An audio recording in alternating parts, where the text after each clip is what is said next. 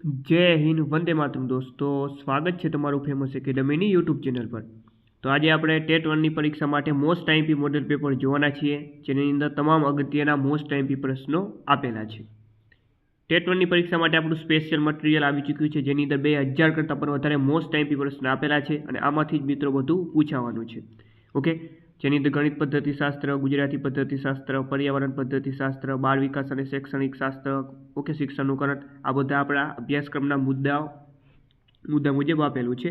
આ પીડીએફને પરચેસ કરવા માટે તમારે આ નંબર ઉપર, આપેલ નંબર ઉપર 99 રૂપિયાનું પેમેન્ટ કરીને આ જ નંબર ઉપર વોટ્સઅપ પર સ્ક્રીનશોટ મોકલવાનો રહેશે। વધારે કોઈ પણ પ્રકારની જાણકારી માટે આ હેલ્પલાઇન નંબર ઉપર તમે કોલ કરી શકો છો અથવા મેસેજ પણ કરી શકો છો। ઓકે, જવાબો આની સાથે જ આપેલા છે। ઓકે, પ્રિન્ટ પણ ઘટાડી શકાય છે અને જો તમારે ડેમો કોપી આની જોતી હોય, ડેમો આનો જોતો હોય તો આ નંબર ઉપર તમે મેસેજ કરી દેજો, ડેમો તમને મળી જશે। ઓકે, અને આ નંબર ઉપર જો પેમેન્ટ ના થતું હોય તો પણ આની અંદર મેસેજ કરજો અથવા કોલ કરી દેજો, તો બીજો નંબરને તમને બીજું એક સ્કેનર આપવામાં આવશે, તેમાં તમે પેમેન્ટ કરી શકો છો। તો પછી મિત્રો પરચેસ કરી લેજો આ પીડીએફ। ઓકે, પરીક્ષાના મેરિટની પીડીએફમાં જો તમારે નામ લાવવું હોય તો આ પીડીએફ વાંચવી ફરજિયાત છે। ચાલો શરૂઆત કરીએ। ક્વેશ્ચન નંબર 1 છે, ભાષાકીય રીતે વિવિધતા ધરાવતા બાળકોને સમાવવા માટે શિક્ષકે શું કરવું જોઈએ? કે ભાઈ ભાષાકીય રીતે વિવિધતા ધરાવતા બાળકોને સમાવવા માટે શિક્ષકે શું કરવું જોઈએ? 4 ઓપ્શન આપેલા છે। જવાબ આવશે ઓપ્શન બી કે ભાઈ બહુભાષી અભિગમ અપનાવવો જોઈએ। નેક્સ્ટ, રાષ્ટ્રીય શિક્ષણ નીતિ નેશનલ એજ્યુકેશન પોલિસી 2020 સમાવેશી શિક્ષણ કયા સિદ્ધાંત પર ભાર મૂકે છે? તો એ છે મિત્રો સમાનતા અને સમાવેશન। Option B right answer. Next,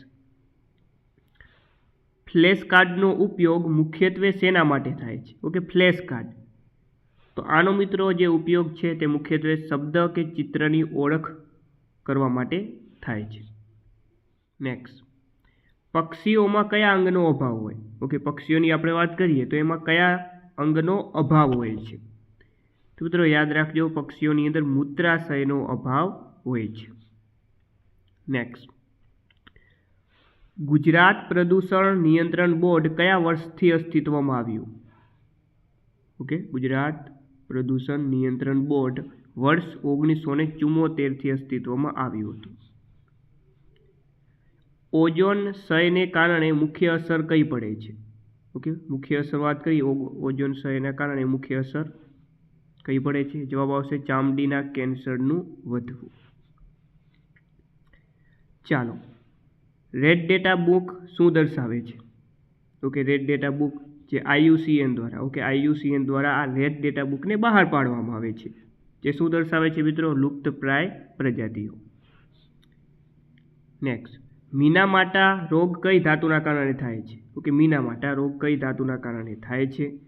જવાબ આવશે મિત્રો મર્ક્યુરી। ઓકે, મર્ક્યુરી એટલે કે ભાઈ પારો। નેક્સ્ટ, કાર્બન ચક્રમાં સૌથી મોટું સંગ્રહ સ્થાન કયું છે? ઓકે, કાર્બન ચક્રમાં સૌથી મોટું સંગ્રહ સ્થાન હોય તો એ છે મિત્રો મહાસાગરો। નેક્સ્ટ, NCF 2005 મુજબ નીચેનામાંથી કયો આકારણીનો સ્ત્રોત નથી? તો આકારણીનો સ્ત્રોત નીચેનામાંથી કયો નથી? વાત કરીએ તો વર્ગીકરણ છે, સમજૂતી છે, પ્રયોગ કરવા છે, પરંતુ શોધ, ઓકે, આ શોધ એ આકારણીનો પ્રકાર જે સ્ત્રોત નથી। બાળકોની શીખવાની પ્રગતિનું વર્ણન રેકોર્ડ પર આધારિત છે, એટલે કે કયા રેકોર્ડ પર આધારિત છે? જવાબ આવશે અવલોકન તકનીક પર। કયો ઉર્જા સ્ત્રોત અખૂટ છે જે કદી ખૂટી શકે તેમ નથી? ઓકે, જોતાની સાથે આપણને ખબર પડે, જવાબ આવે સૂર્ય। ઓકે, બાકી બધું તો ખૂટી જાય, ખનિજ તેલ, કોલસો, CNG તો ખૂટી જાય। વિદ્યાર્થીઓને વર્ગમાં કે વર્ગ બહાર આપવામાં આવતું કાર્ય એ શું છે? સ્વાભાવિક છે કે ભાઈ વર્ગમાં પણ આપી શકાય, વર્ગની બહાર પણ આપી શકાય એવું કાર્ય હોય એ છે સ્વાધ્યાય। ઓકે, નેક્સ્ટ, શાળાના સાંસ્કૃતિક કાર્યક્રમોમાં તમે એક શિક્ષક તરીકે શું કરશો? નીચેનામાંથી એક શિક્ષક તરીકે કે ભાઈ તમે સાંસ્કૃતિક કાર્યક્રમ હોય, તમે રજા તો નહીં લો, એક દર્શક બનીને કાર્યક્રમને નિહાળશો પણ નહીં, શું કરશો? કે ભાઈ પૂર્ણ રૂપે મદદ કરશો, એટલે ઓપ્શન એ અહીં સાચો જવાબ બનશે। નેક્સ્ટ, વર્ગ વ્યવહારના વર્ગીકરણ અને પૃથ્થકરણના સંશોધનમાં નીચેનામાંથી કોનું નામ પ્રચલિત છે? જવાબ આવે મિત્રો નેડ ફ્લેન્ડર્સ. પ્રાથમિક સ્તરે આકારોના નીચેનામાંથી કયા પાસા સાથે કામ કરવામાં આવતું નથી? તો વાત કરીએ તો એમાં ખૂણો સાચો જવાબ બનશે. ગણિતના શિક્ષક તરીકે વિદ્યાર્થીઓની ભૂલોનું વિશ્લેષણ કરવાથી તમને શું મદદ મળશે? કે વિદ્યાર્થીની ભૂલોનું શું કરવાનું? વિશ્લેષણ કરવાનું. એનાથી એક શિક્ષક તરીકે આપણને શું મળી શકે? તો જવાબ આવે કે ભાઈ વિદ્યાર્થીઓના સમજણના અંતર અને શિક્ષણની ઉણપને સમજવા માટે. ઓપ્શન સી સાચો જવાબ. 2 ક્રમિક સંખ્યાનો લસા કેટલો થાય? ઓકે, 2 ક્રમિક સંખ્યા એનો લસા કેટલો થાય? એના ગુણાકાર જેટલો થાય. કોઈ પણ ક્રમિક સંખ્યા લઈ લો, દાખલા તરીકે 2 અને 3. ઓકે, આનો લસા જે છે કેટલો થાય? એના ગુણાકાર જેટલો જ થાય. ઓકે, આનો ગુણાકાર જેટલો થાય. આનો ગુણાકાર 6 છે, આનો લસા પણ 6 થશે. બરોબર, તો જવાબ આવે બંનેના ગુણાકાર જેટલો.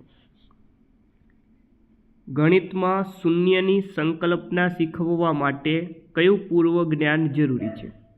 ઓકે, શૂન્યની જો સંકલ્પના શીખવવા માટે શેનું પૂર્વ જ્ઞાન હોવું જોઈએ? તો કે ભાઈ સંખ્યા જ્ઞાન અને કિંમતનો મૂળભૂત ખ્યાલનું જે જ્ઞાન છે તે હોવું જરૂરી છે.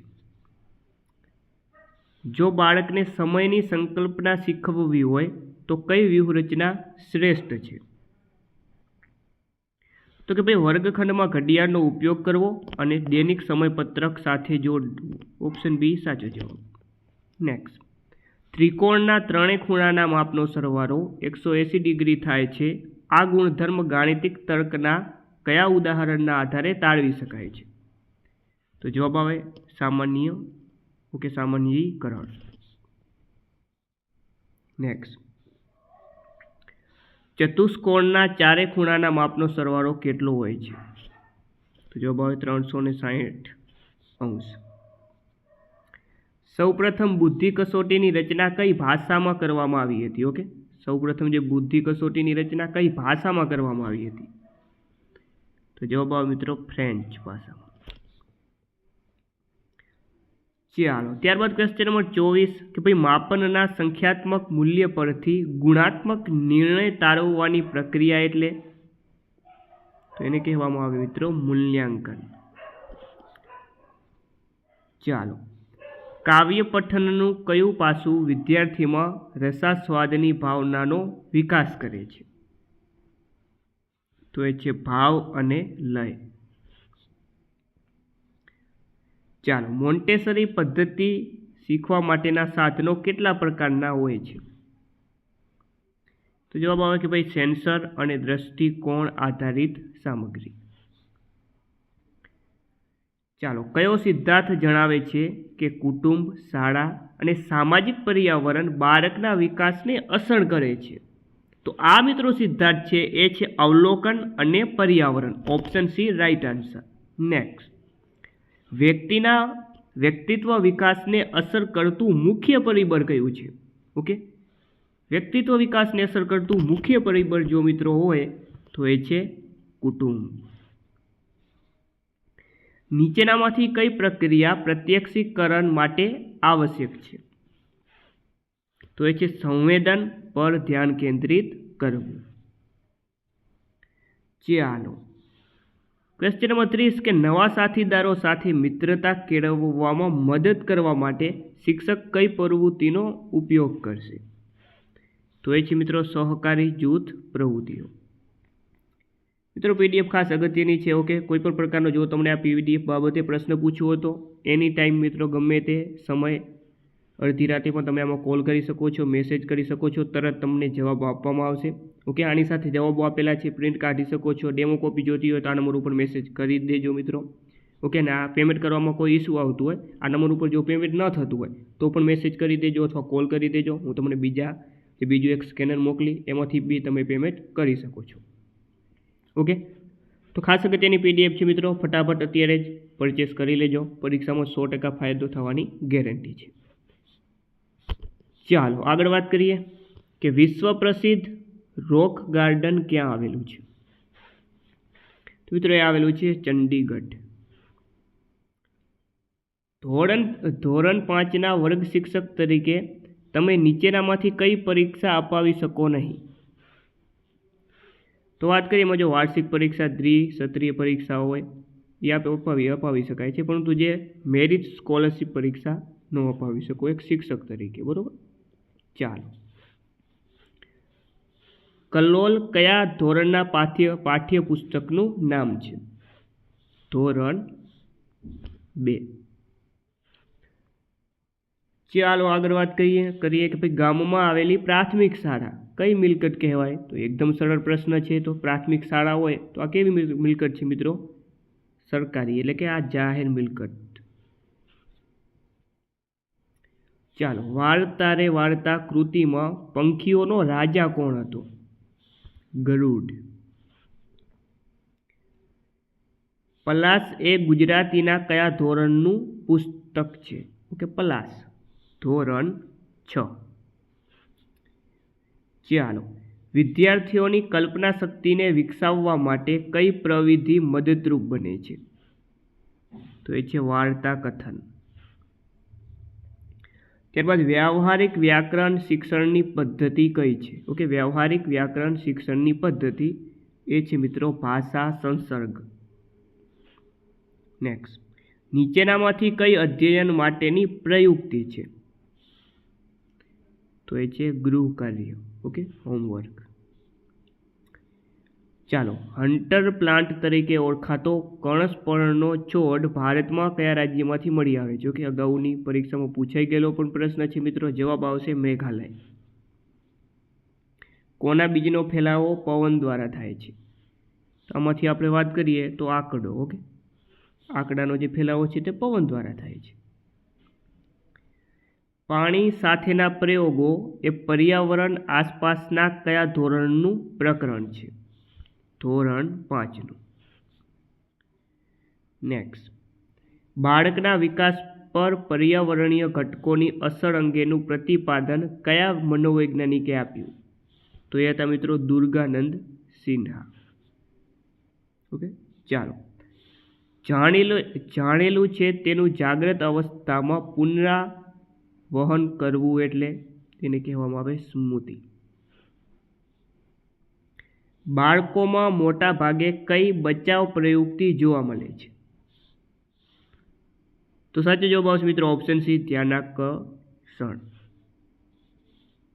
ચાલો આગળ વાત કરીએ. ધોરણ 2 પૂર્ણ કરે ત્યાં સુધીમાં બાળકને કેટલા સુધીનું સંખ્યા જ્ઞાન આપવામાં આવે છે?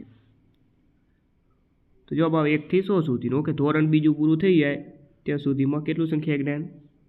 1 થી 100 સુધી. ગુજરાત રાજ્ય પાઠ્યપુસ્તક મંડળ ગાંધીનગર ખાતે કયા ભવનમાં કાર્યરત છે? ઓકે, મોસ્ટ ટાઈમ પ્રશ્ન છે. જવાબ આવે વિદ્યાયન. પ્રાથમિક કક્ષાએ કયા ધોરણથી હિન્દી વિષયના અભ્યાસની શરૂઆત થાય છે? ઓકે, તો જવાબ આવે ધોરણ 4થી. ઓકે, હિન્દી વિષયના અભ્યાસની શરૂઆત ક્યાંથી થાય? ધોરણ 4થી. ધોરણ 2માં આનંદદાયી ગણિતમાં રાણીની ભેટ એકમના અધ્યાપન કાર્ય દરમિયાન અધ્યેતામાં કયા કૌશલ્યનો વિકાસ થાય છે? તો જવાબ આવે મિત્રો માપન.